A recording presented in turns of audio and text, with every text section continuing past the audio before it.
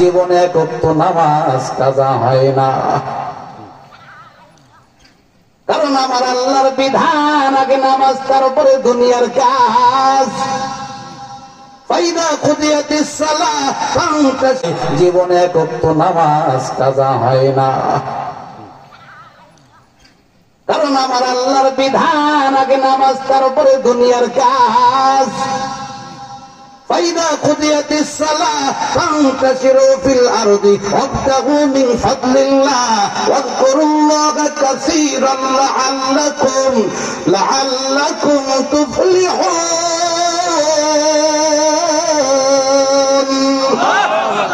আল্লাহ পাক জানাই দিলেন, বান্দা আগে নামাজ আদায় করো, এরপরে জমিনে ছড়িয়ে পড়ো। ওয়াবতাগু মিন ফাদলিল্লাহ, আল্লাহর দেওয়া রিজিক অন্বেষণ করো।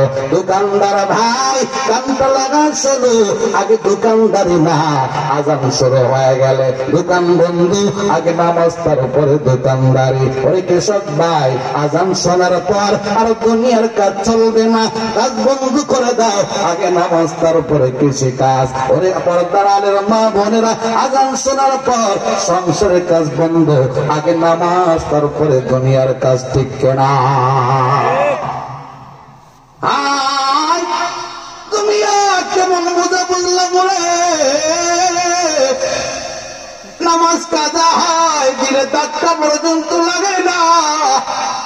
হায় দুনিয়া কি বোঝা বুঝলাম, সপ্তাহের পরে সপ্তাহ করা হয়, যুবক আল্লাহর উপর মসজিদে যায় না, আল্লাহর পদ্ধতি পায় একটা সেজদা করে না, দিলের মধ্যে একটু ধাক্কা পর্যন্ত লাগে না।